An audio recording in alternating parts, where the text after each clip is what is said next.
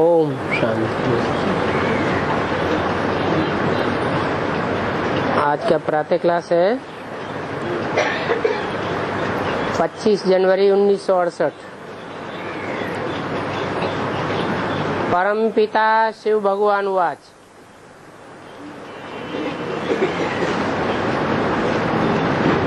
ये तो बच्चों को समझाया गया है, श्री कृष्ण को परम पिता व भगवान नहीं कहा जा सकता है। क्यों? क्योंकि कृष्ण एक तो प्रिंस है, बच्चा है,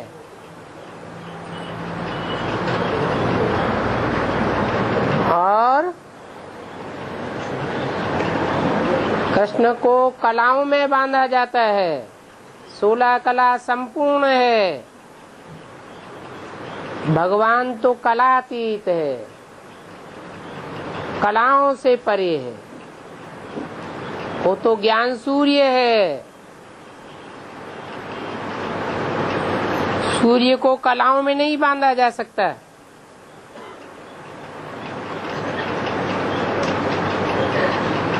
तो यही मुख्य बात है कोई को भी समझाने की कि भगवान किसको कहा जाता है। कृष्ण की आत्मा इस समय है तमो प्रधान।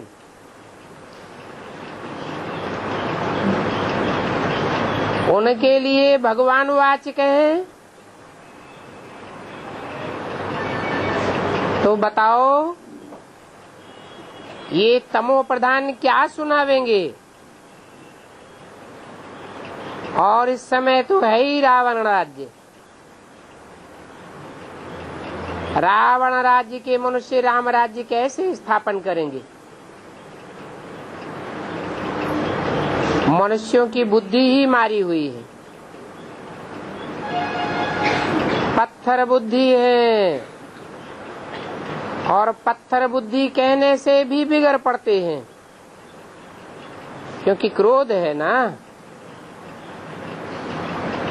जब किसको समझाया जाता है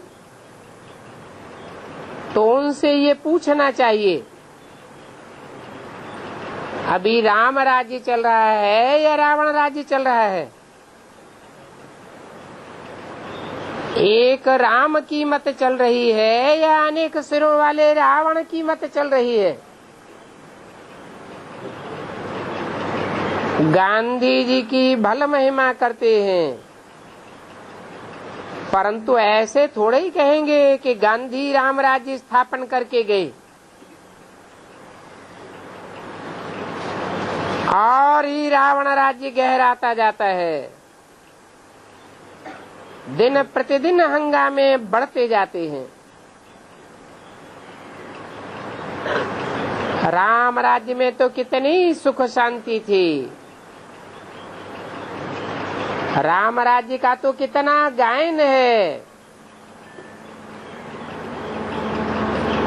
इस राज्य को राम राज्य थोड़े ही कहेंगे।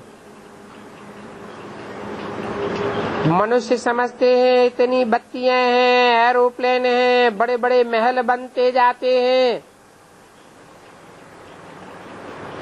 मल्टी स्टोरी बिल्डिंग्स बनती जाती हैं, इसलिए इनको ही राम राज्य कहा जाता है।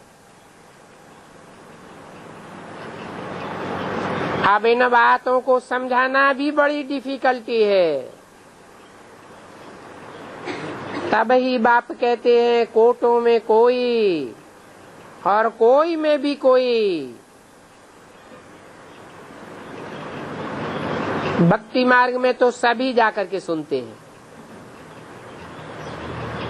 वहाँ कोई चुनाव की बात नहीं है, कोटों में से कोई और कोई में से कोई। जन्म जन्मांतर सुनते चले आए हैं। तुम तो एक ही बार इस अंतिम जन्म में बाप द्वारा सुनते हो, पावन बनने के लिए। एक से सुनते हो तो अब भी विचारी ज्ञान होने से तुम पावन बन जाते हो। वो तो जन्म जन्मांतर अनेक मनुष्य गुरुओं से सुनते आए। इसमें बड़ी बात क्या हुई? इस दुनिया को स्वर्ग तो नहीं कह सकते। बल कहते हैं स्वर्ग पधारा, परंतु झूठ बोलते रहते हैं।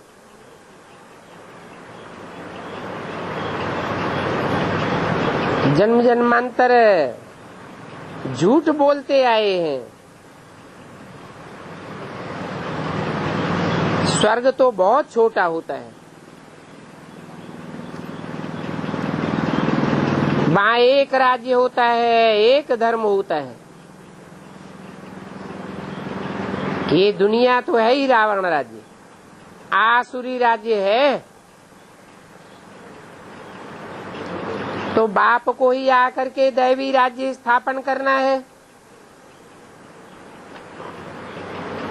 जरूर आना पड़े। तो समझाना चाहिए हम रावण संप्रदाय के हैं। राम संप्रदाय तब होते हैं जब थोड़े मनुष्य होते हैं, और थोड़े मनुष्य नई दुनिया में होते हैं। वो दुनिया अभी तो नहीं है, अभी वो नई दुनिया स्थापन हो रही है।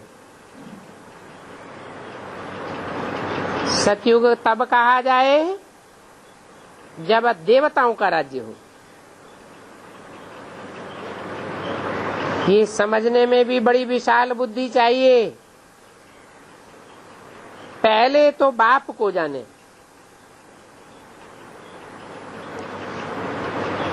उस एक बाप को जो सबका बाप है याद करें तो बुद्धि पलटा खाए। याद नहीं करने से बुद्धि पलटा खाती नहीं है, क्योंकि राम को जानते ही नहीं। अपन को आत्मा समझना इसमें ही मुझते हैं। कहते हैं हे प्रभु, हे भगवान, परंतु प्रभु का अर्थ भी नहीं समझते।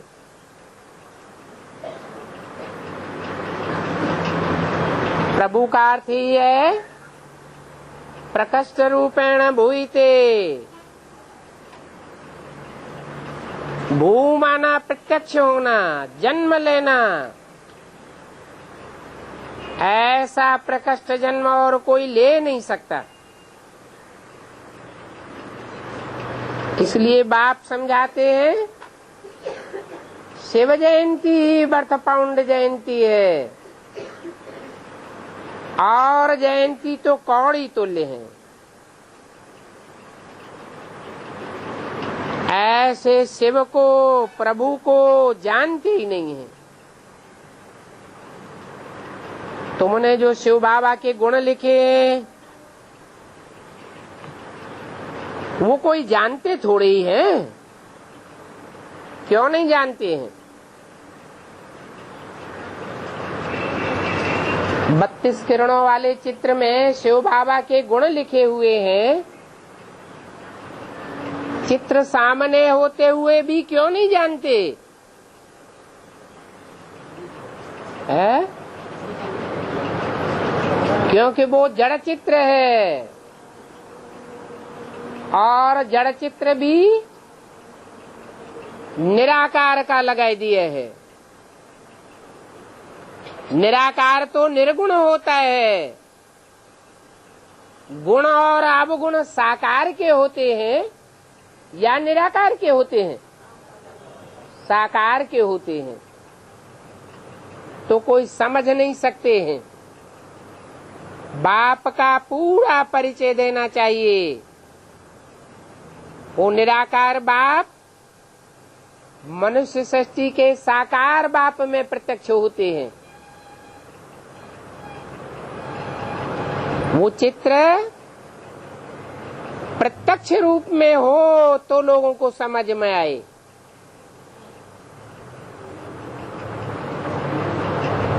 कृष्ण के भी ऐसे गुण बनाने चाहिए। सर्वगुण संपन्न, 16 कला संपूर्ण, संपूर्ण अहिंसक, मर्यादा पुरुषोत्तम कहे जाते हैं। उन गुणों के साथ कृष्ण का चित्र हो। और शिव तो है निराकार। निराकार का मतलब सिर्फ बिंदु नहीं है। निराकारी, निर्विकारी, निरहंकारी कहा जाता है। निर्विकारी तभी साबित होगा जब साकार शरीर में होते हुए भी कोई विकृति पैदा न हो, और निरहंकारी भी तब साबित होगा जब देह में रहते हुए भी देह का कोई अहंकार न हो।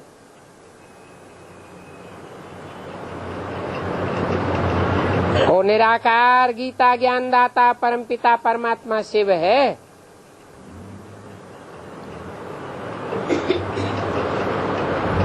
अभी शिव बाबा की महिमा का ये चित्र बनाया है।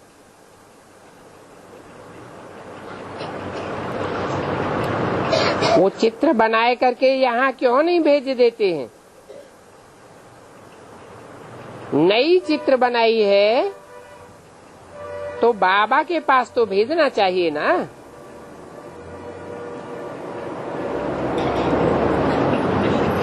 नहीं भेजते हैं तो समझते हैं कि इनकी अल्प बुद्धि है। बल नए नए चित्र बनाते हैं। बाबा आफरीन तो देते हैं ना।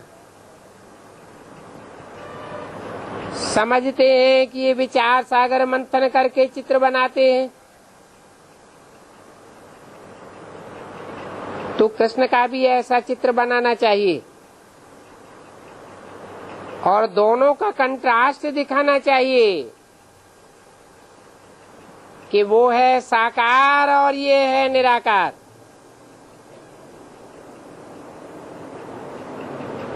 परंतु भगवान तो साकार होता नहीं।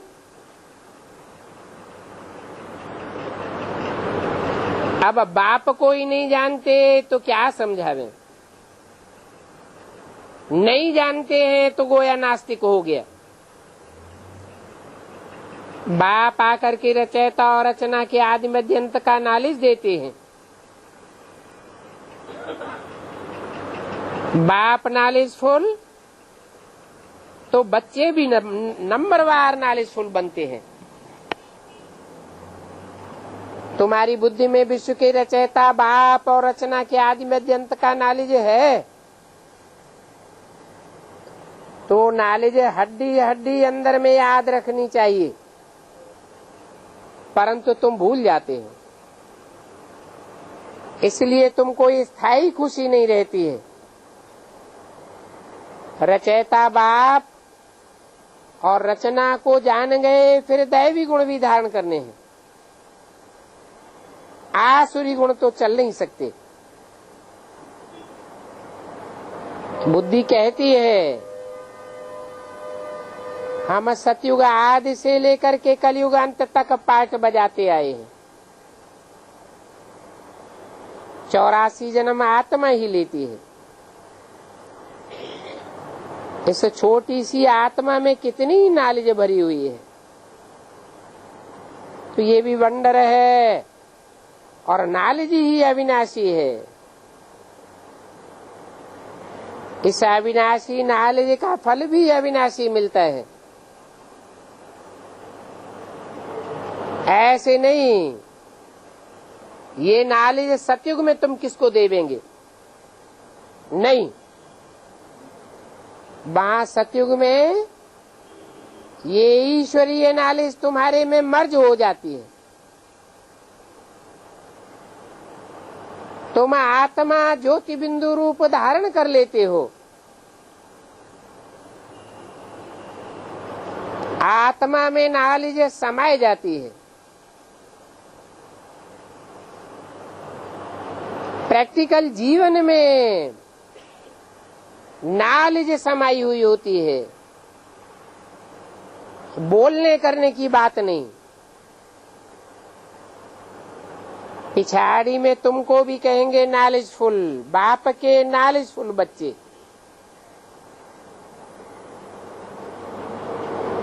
सब में तो फुल नॉलेज नहीं होगी, नंबरवार आते हैं।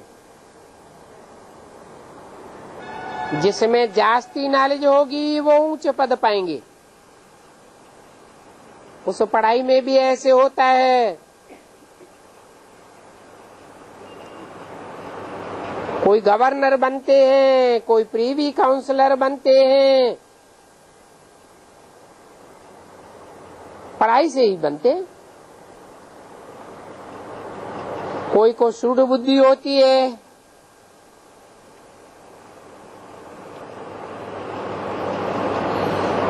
कोई की डल बुद्धि होती है। समझना चाहिए हमारी बुद्धि डल है, जिसके कारण हम इतना पढ़ नहीं सकते, पढ़ाई पूरी नहीं पढ़ सकते हैं तो पद भी कम हो पड़ेगा। बाप तो है ही निराकार, उनसे कैसे पूछ सकते हैं? जरूर साकार से पूछना पड़े।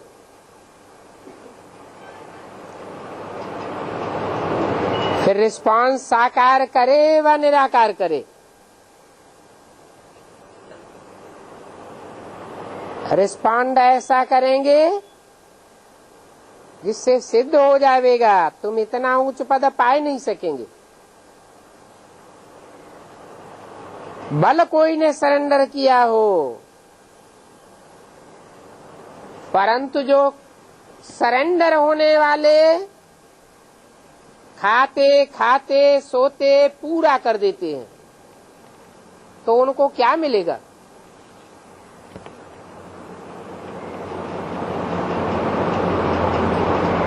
पच्चीस जनवरी 68 की वाणी का दूसरा पेज। कोई स्कूल में पढ़ते हैं, हॉस्टल में रहते हैं, तो खाना तो अपना अपना खाते हैं ना।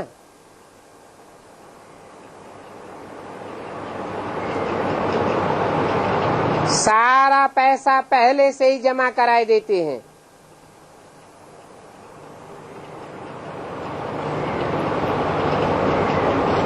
यहाँ तो ऐसी कोई बात नहीं है।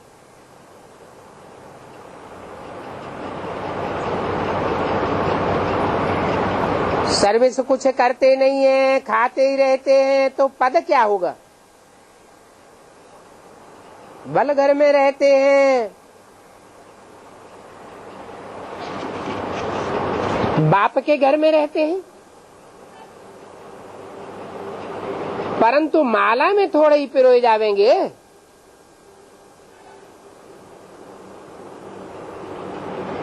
माला तो सर्वसेवक बच्चों की बनती है। दास दासियों को माला में पिरोएंगे क्या? नहीं पढ़ते हैं तो पढ़ुओं के आगे भरी ढोवेंगे।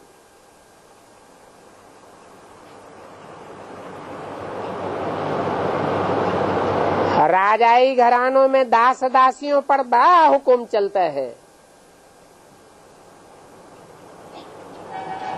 तो हरेक के पुरुषार्थ से देखा जाता है। बाप के घर में कोई तो ऐसे हैं कुछ भी पुरुषार्थ नहीं करते, सिर्फ खाते पीते और सोते रहते हैं। अगर कुछ दिया है तो उससे भी जास्ती खाते पीते रहते हैं, तो ये यज्ञ का बोझा चढ़ जाता है। बाहर में जाकर सर्विस करनी चाहिए। जैसे प्रेम प्रकाश बच्चा गया है,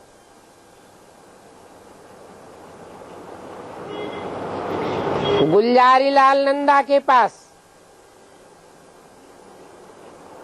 जरूर उसको बुद्धि है तब तो गया है ना। बुद्धि जिनमें है, बात करने की ताकत है, वो ही तो सामने जावेंगे।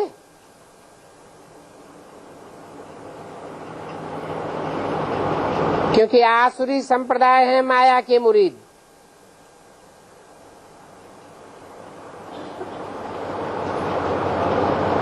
कुछ पोजीशन मिला है तो उनको भी समझाना पड़ता है। फिर भी गवर्नमेंट है, और ये तो है गुप्त गवर्नमेंट। नाम ही है पांडव गवर्नमेंट, गुप्त गवर्नमेंट। और कौरव गवर्नमेंट, परंतु पांडव गवर्नमेंट कौन सी है वो कोई समझते नहीं है। पांडवों को राज ताज कहाँ था?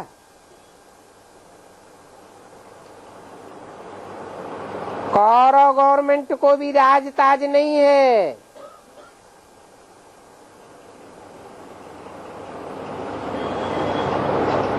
कौन सी गवर्नमेंट की बात है?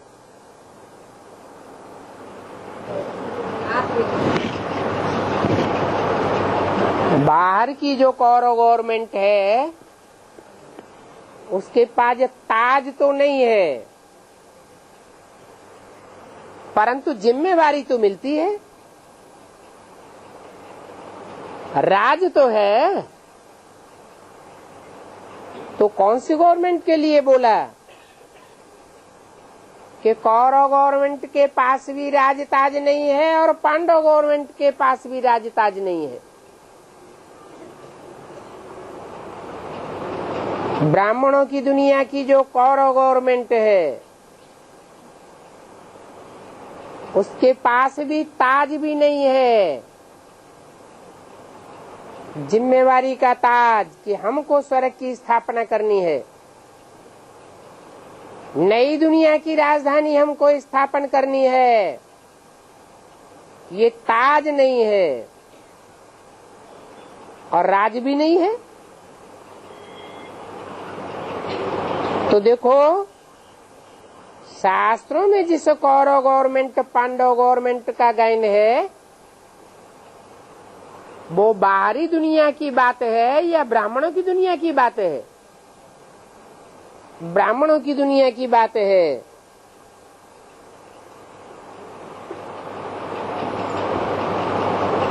ताज ही नहीं तो उनको राज्य कैसे कहेंगे? ताज वालों को भी प्रजा बनाए दिया है। ये भारत की ही बात है।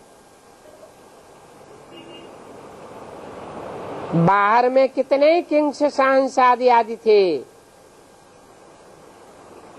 अभी तो देखो सबको गिराते रहते हैं। सबकी राजाई चट हो गई। जब सिविल वार लगती है तो राजाई थोड़ी ही होती है, मनुष्य मनुष्य में लड़ते रहते हैं। आगे राजाएं होते थे, सेना के साथ लड़ते थे। अभी सेना तो है नहीं, तो मनुष्य मनुष्य में ऐसे लड़ पड़ते हैं। अभी तो ये है फाइनल सिविल वार। तुम किसको भी चित्र पर समझाओ कि जब ये सतयुग था तो सिर्फ देवी देवता धर्म था, और ये षष्ठी रूपी झाड़ बहुत छोटा था, फिर जरूर वर्ल्ड की हिस्ट्री ज्योग्राफी रिपीट होनी चाहिए। अभी राम राज्य स्थापन होगा तो जरूर रावण राज्य का विनाश होगा। राम राज्य तो एक ही था, राम भी एक ही था, और रावण राज्य अनेक हैं तो रावण के सर भी अनेक हैं। पहले एक ही धर्म था। अभी रावण राज्य है तो मांगते रहते हैं राम राज्य हो। पीस हो, परंतु पीस कब थी दुनिया में? साथ में ये चित्र जरूर ले जाना चाहिए। चित्र दिखावेंगे तो झट समझ जावेंगे। ये चक्र वाला चित्र बड़ा क्लियर है। दाईं ओर राम राज्य और बाईं ओर रावण राज्य। दाईं ओर के राम राज्य में देवताएं जब 8 कला से नीचे हो जाते हैं सुख भोगते भोगते, तो बाईं ओर चले जाते हैं, वाम मार्ग में चले जाते हैं। बायां हाथ है अशुद्ध हाथ, दाएं हाथ से शुद्ध काम किया जाता है। तो नई दुनिया थी दाईं ओर और पुरानी दुनिया बनती है बाईं ओर, वाम मार्ग में। अभी तो पुरानी दुनिया रावण राज्य है। कितने ढेर मनुष्य हैं। ये चित्र आगे रखने से, समझाने से झट समझ जावेंगे। कहेंगे ये बातें तो ठीक हैं, अभी हम तो रावण राज्य में हैं, राम राज्य अभी कहाँ है? कोई कोई एमपी भी कहते हैं रावण राज्य है, परंतु फिर पूरा समझते नहीं है।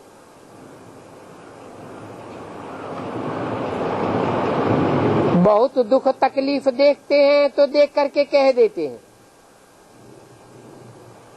अभी तुमने ये चित्र बनाया है अच्छी रीति समझाने के लिए, तो कोई को भी समझाने के लिए चित्र जरूर ले जाना चाहिए।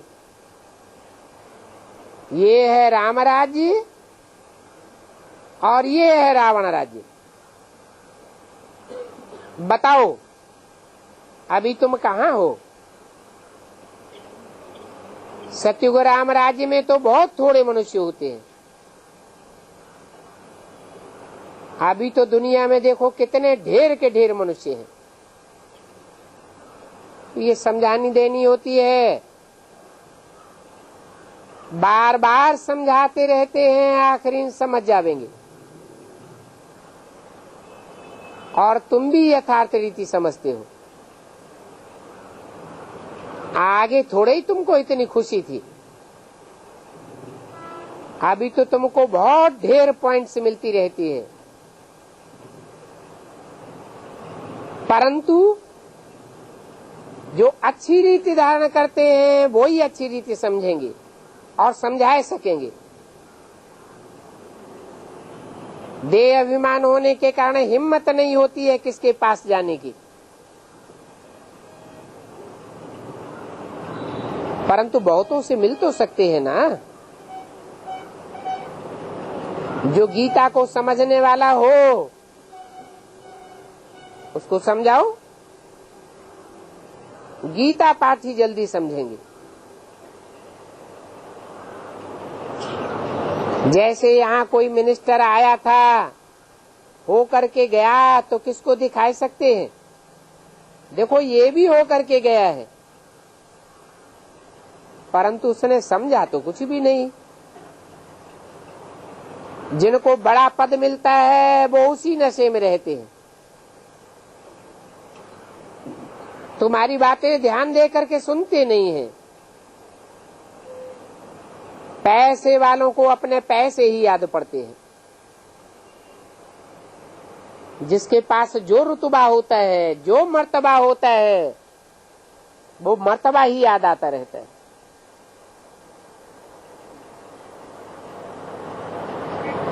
यहाँ तो कहा जाता है इस देहभान से अलग हो जाओ। शरीर अलग है और अपन को आत्मा समझो और बाप को याद करो।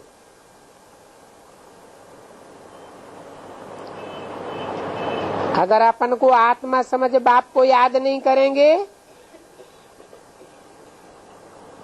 तो ये विनाशी धन, ये विनाशी मर्तबा आदि याद पड़ता रहेगा। इस पुरानी दुनिया में तुम बच्चों का तो कोई भी मान मर्तबा पोजीशन नहीं है। अभी तुम संगम पर खड़े हो। कोई कोई ने किनारा छोड़ा है। देह और देह के संबंधों से, देह के पदार्थों से, इस दुनिया से नाता तोड़ा है। कोई ने नहीं तोड़ा है, नंबरवार है।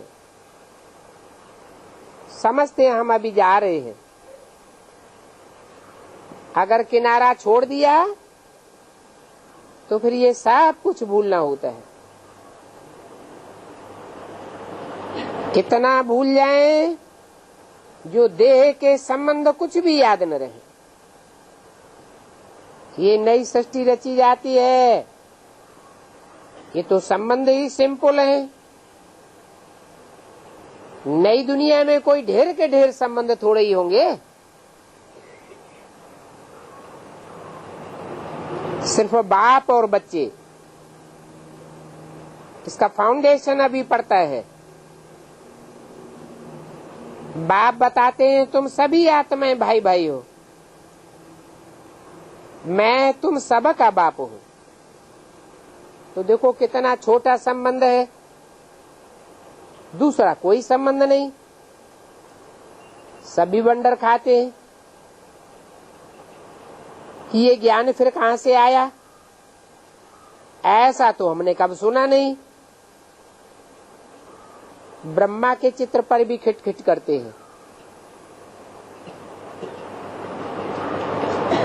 दिखाना चाहिए, इनको तो ऊपर भी दिखाते हैं और नीचे भी दिखाते हैं, क्योंकि ये 84 जन्म लेने वाला खड़ा है।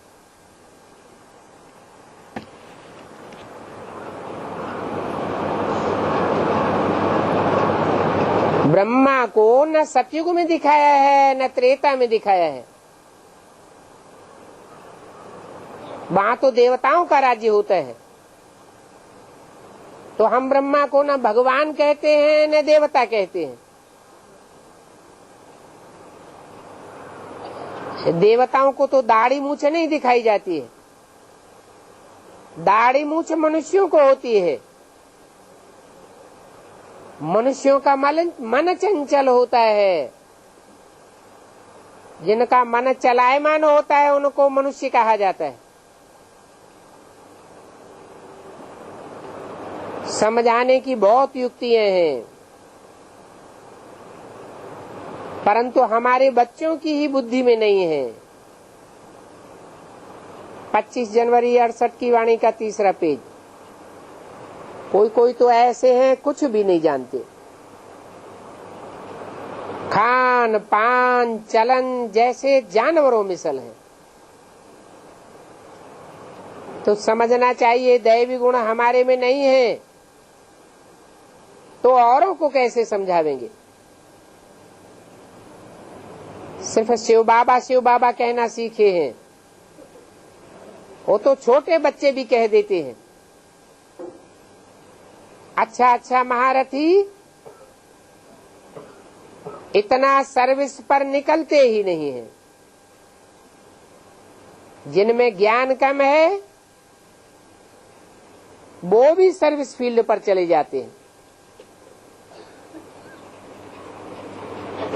तो बाप कहते हैं ये कोशिश तो करते हैं, वो भी अच्छा है। ये सेवा है, सच्चा नामदान। वो तो भक्ति मार्ग में नामदान करते हैं, उससे कोई फायदा तो होता नहीं है। शिव बाबा का परिचय देना ये नामदान हुआ ना। भक्ति मार्ग में नाम की बहुत महिमा है, परंतु जानते नहीं है कि नाम कैसे बाला होता है। कैसे बाला होता है?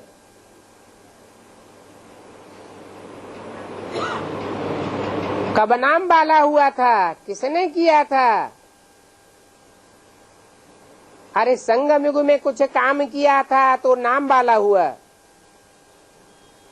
और नाम की महिमा अभी तक चली आती है। काम के आधार पर नाम पढ़ते हैं। शास्त्रों में जो भी नाम है वो काम के आधार पर है। भक्ति मार्ग में भक्त लोग दान आदि करते हैं, वो भी उनको अल्पकाल का सुख मिलता है, क्योंकि जो भी दान करते हैं वो अल्पज्ञ मनुष्यों को करते हैं। समझो नानक का नाम दान करके फिर उनको याद करते हैं।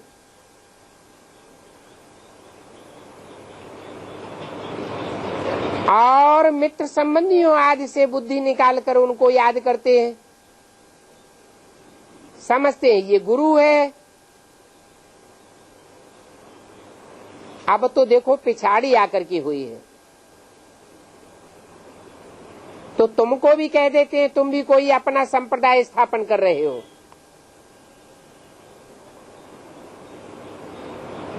तो उनसे बोलना चाहिए तुम हो मानव मत की संप्रदाय और हमारी है ईश्वरीय मत की संप्रदाय। हमको डायरेक्ट ईश्वर पढ़ाते हैं। समझाने के लिए पॉइंट्स तो तुम्हारे पास बहुत हैं। जैसा जैसा मनुष्य हो वैसे वैसे पॉइंट्स हैं। और हर एक मजहब के लिए अपनी अपनी पॉइंट्स है। परंतु हिंदुओं के लिए समझाने के लिए तो बहुत पॉइंट्स हैं। देवताओं की पूजा करने वाले, गंगा स्नान करने वाले ढेर होते हैं।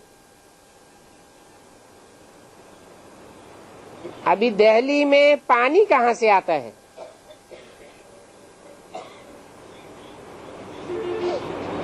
दिल्ली में जो भी पानी आता है वो गंगा यमुना का ही पानी आता है। फिर फर्क क्या रहा? पानी माना ही पानी। ये पानी में स्नान करना सारी अंधश्रद्धा है।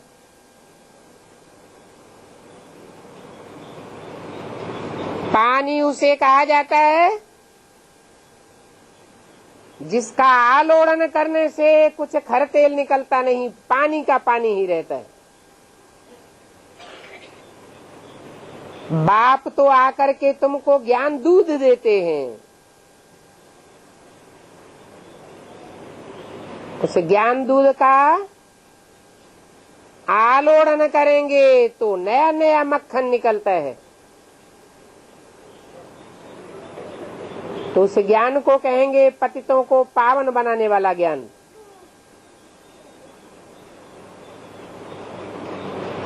जो गंगा या जमुना स्नान करने जाते हैं उनसे बोलना चाहिए तुम्हारे पेट में तो रोज वही पानी जाता है गंगा यमुना का।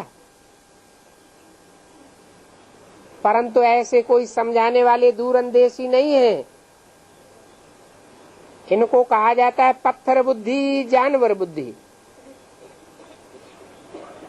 इलाहाबाद में नदियों का कितना मेला लगता है। अब वहाँ जो भी आते हैं मेले में अपना गंगा जल भर कर ले जाते हैं।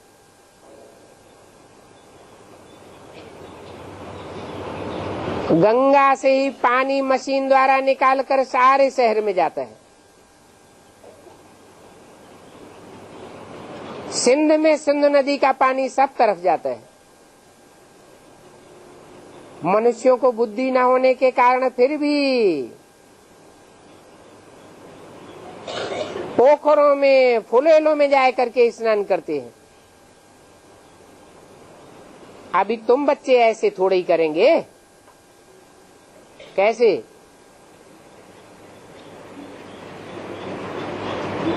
जिसको ज्ञान सागर मिल जाए वो सागर में स्नान करना छोड़ करके नदी नालों में, पोखरों में, तालाबों में स्नान क्यों करेगा?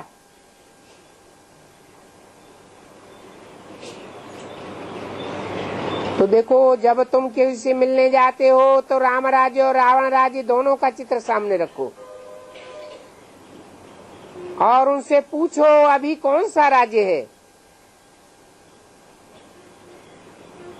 इस राम राज्य और रावण राज्य की तिथि तारीख भी लिखी हुई है। संवत 1 से लेकर के 25,000 वर्ष तक राम राज्य और बाद में 2500 वर्ष तक रावण राज्य होता है।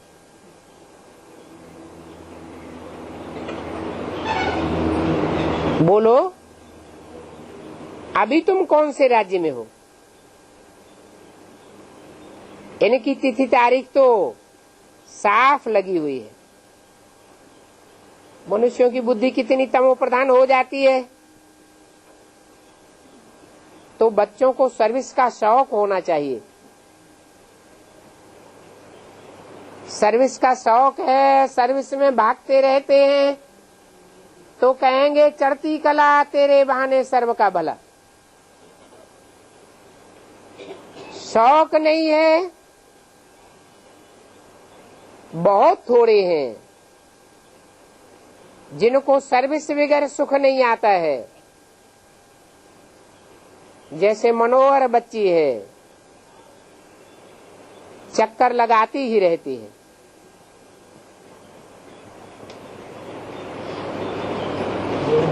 कहाँ भी जाने में डरती नहीं है।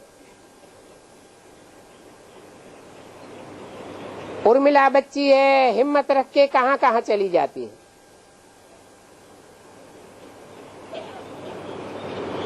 फिर सर्विस के साथी भी मिल जाते हैं। नए नए गांवों में जाकर के सर्विस करती है, सारा प्रबंध मिल जाता है। समझ सकते हैं कोई होशियार आवे तो और ही जलवा दिखाई सकते हैं। फीमेल्स के आगे मेल्स बहुत आवेंगे। यूं तो साधु सन्यासी आदि मेल ही होते हैं, उन्हों के आगे फीमेल से जाती हैं। माता को मदद मिल जाती है। तुम सुनाते ही ऐसी बातें हो जो और कोई सुनाई नहीं सकता। आगे चल करके बहुत निकलते जाएंगे। अभी देखो बहुत फंसे हुए हैं, ज्ञान धारण नहीं करते हैं तो वो भी जैसे फंसे हुए हैं।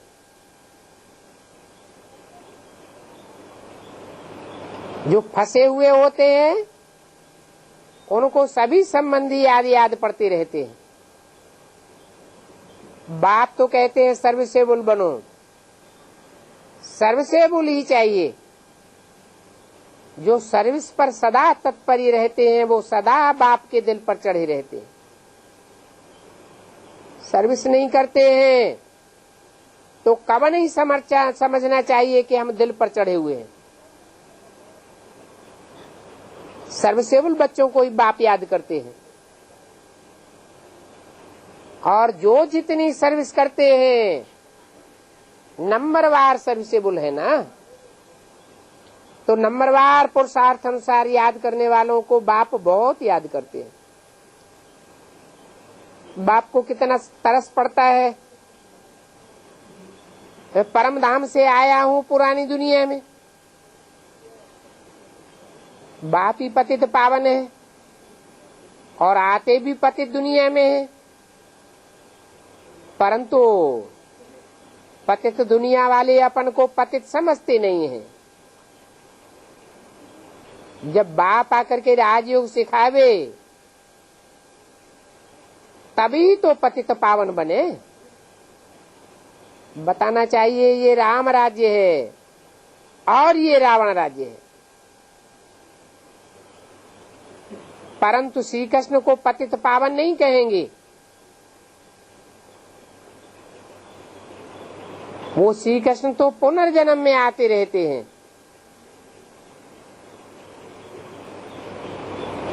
हद और बेहद दोनों में ले जाना चाहिए। श्री कृष्ण पूरे 84 जन्म लेते हैं, तो ये सब बातें समझानी होती हैं। विचार सागर मंथन भी सर्विस करने वालों का ही चलेगा। जो सर्विस फील्ड पर नहीं रहते हैं, उनका विचार सागर मंथन भी नहीं चलता। मित्र संबंधियों का बंधन है या तो देह बन है, इसलिए वो देह के संबंध ही याद आते रहते हैं। देही अभिमानी हो तो एक बाप ही याद रहे। सबको आत्माभिमानी बनने का ही पुरुषार्थ करना है, परंतु कोई ये पुरुषार्थ आगे करेंगे, कोई पीछे करेंगे।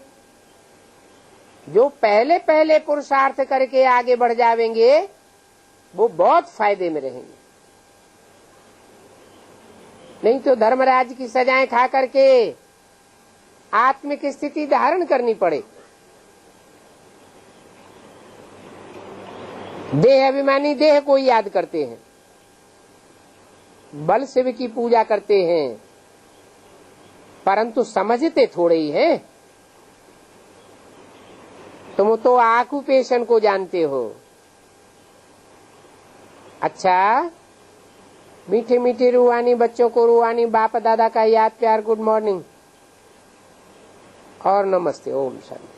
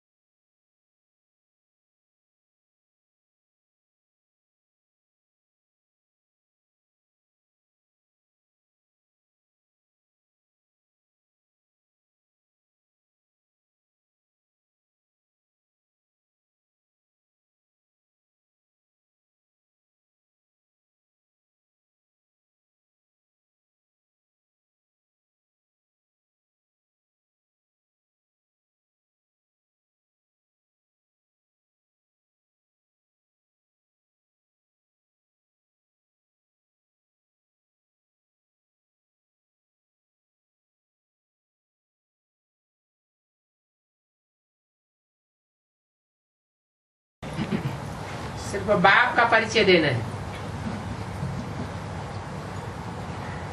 वो एक ही बाप है जो पतित पावन बेहद का बाप है, और वो बाप ही स्वर्ग का रचयिता है। और जो भी मनुष्य मात्र हैं, बाप का टाइटल तो मिलता है, बाप तो बनते हैं, परंतु स्वर्ग की स्थापना कोई भी नहीं करते। क्यों नहीं करते?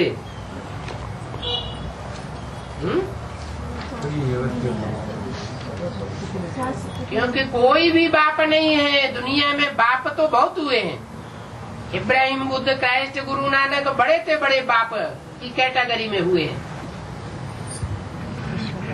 150-200 करोड़ क्रिश्चियंस क्राइस्ट को बाप माने बैठे हैं, परंतु उन बापों में से कोई भी बाप ऐसा नहीं है जो सदैव स्वस्थिति में रहने वाला हो। इसलिए वो कोई भी स्वर्ग की स्थापना नहीं कर सकते। ये एक ही बाप है जो सदैव स्वस्थिति में रहने के कारण सदाशिव कहा जाता है, और वो ही स्वर्ग की स्थापना करता है। हम उनके बच्चे आपस में ब्रदर्स हैं, तो हमको जरूर स्वर्ग का वर्षा होना चाहिए।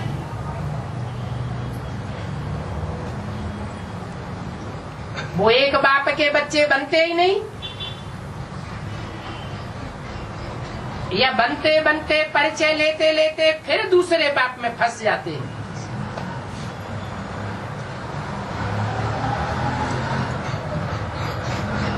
तो स्वर्ग में कैसे जाएंगे?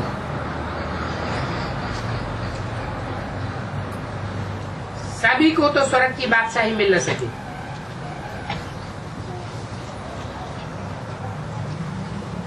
इसलिए बाप सब धर्म खंडों में नहीं आते हैं।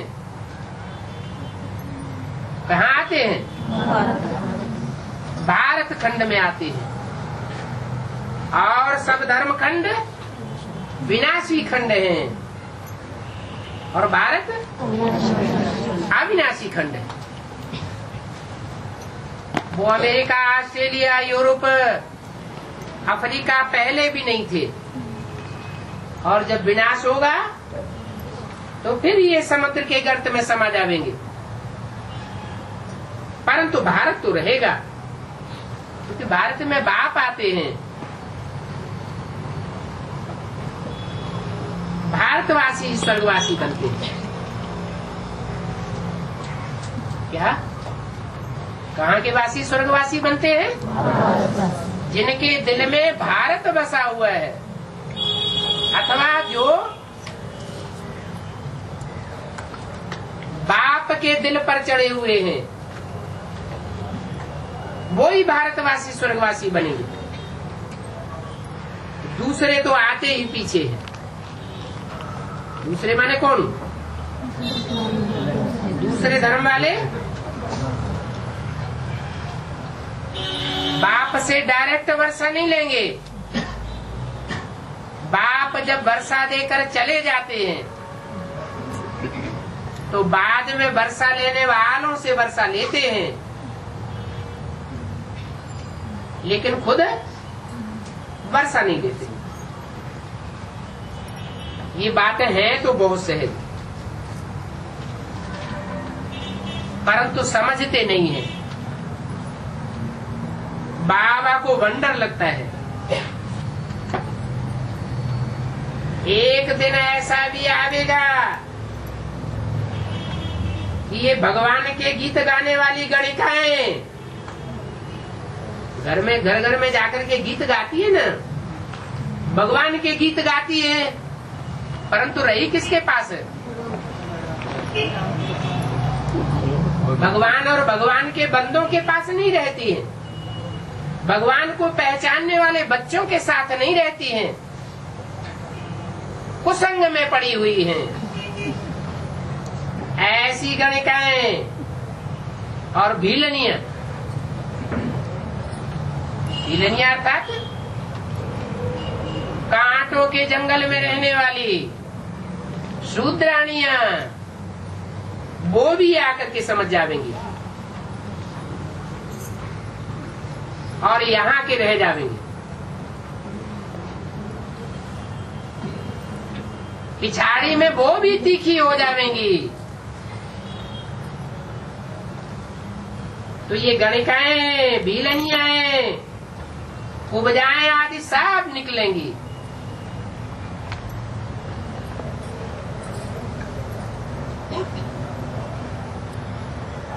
हो सकता है गवर्नमेंट इन्हों के अड्डे निकलवाए इकट्ठा कर दे। क्या गणिकाएं जो भगवान के गीत गाती है परंतु भगवान को और भगवान के बच्चों को पहचानती नहीं है, गवर्नमेंट क्या करेगी? इनके अड्डों को निकलवा के इकट्ठा कर देगी। फिर वहां भी जाकर के कोई अच्छे सर्विस करेंगे, सर्विस कर सकते हैं, परंतु बच्चों में बहुतों को तो लज्जा आती है।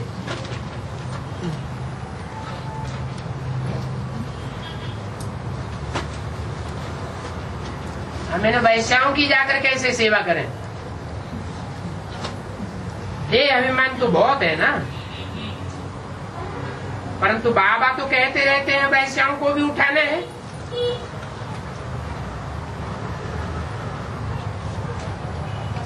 ये है ही वैश्यालय। और भारत का नाम भी बदनाम किसने किया है? अरे अखबारों में, रेडियो में, टीवी में भारत का नाम बदनाम किसने किया है?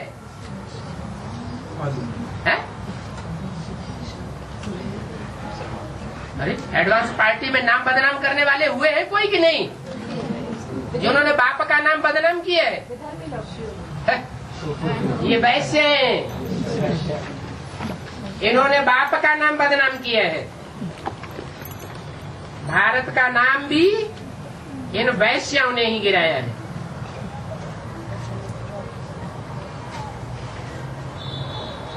परंतु इनको उठाने में चाहिए योग बल। क्या योग बल न होगा और इनको जाकर उठावेंगे तो वो तुमको भी उठाएंगे। मुख्य चाहिए योग बल। ये बिल्कुल पतित हैं। कौन है? ये वैश्याएं बिल्कुल पतित हैं। इनसे तो अच्छी वो घरग्रस्त में रहने वाली हैं। कम से कम एक में तो बंधी हुई है। तो पावन बनाने के लिए याद की यात्रा चाहिए। अभी वो याद का बल बहुत कम है। इन वैश्याओं को भी आत्मा समझ करके उठाओ।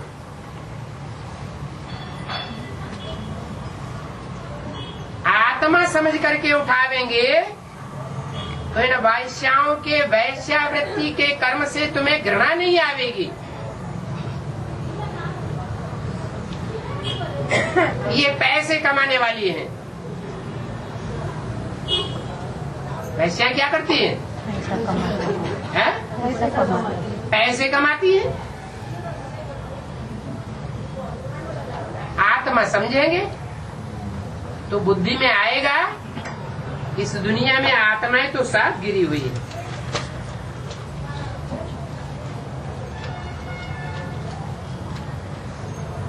जो गिरी हुई आत्माएं हैं उनके लिए सामान्य व्यक्ति को घृणा आती है।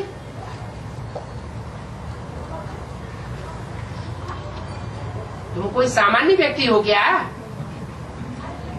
बेहद बाप के बेहद बच्चे हो कि सामान्य व्यक्तियों में से हो? तुमको तो कोई से भी घृणा नहीं आनी चाहिए। ये वैश्याएं हैं नंबर 1 पतित।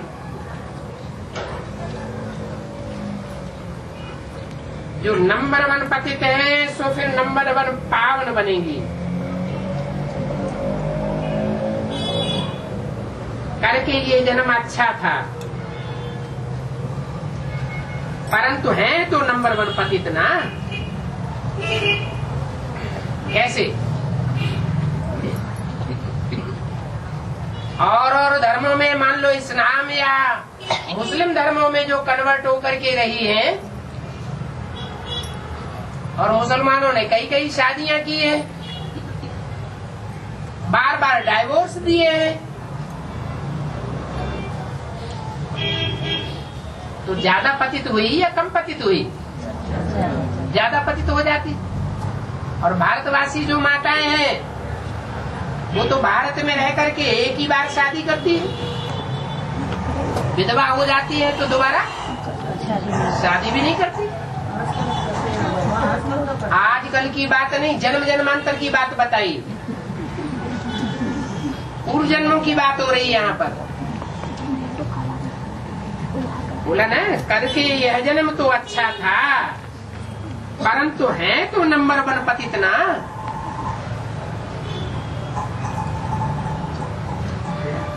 तो इन गणिकाओं को भी उठाना है।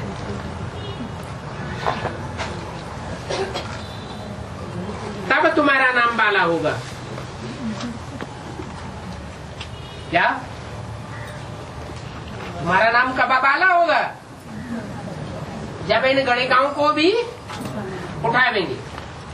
अपन को आत्मा निश्चय कर बोलेंगे कि हम भाई भाई को समझाते हैं, तो तुमको घृणा नहीं आवेगी, परंतु अभी वो कुछ अवस्था नहीं है। ओम शांति।